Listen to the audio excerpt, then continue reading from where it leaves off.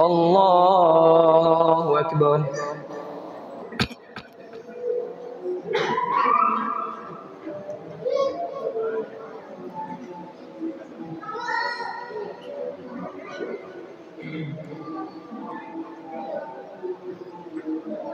الحمد لله رب العالمين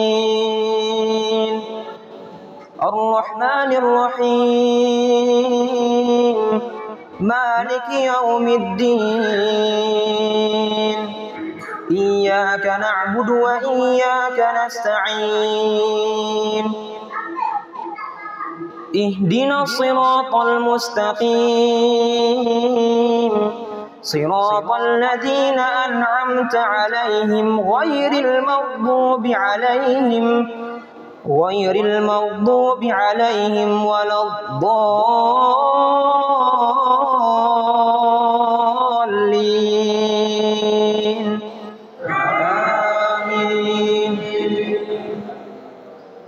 ولقد آتينا لقمان الحكمة أن اشكر لله ومن يشكر فإنما يشكر لنفسه ومن كفر فإن الله غني حميد.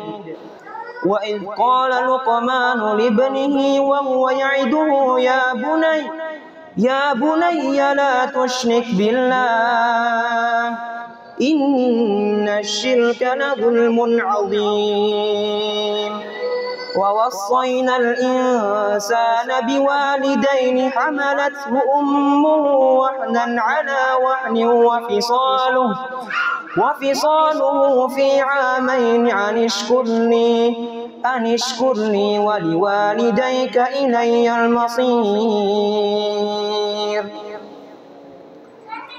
الله أكبر.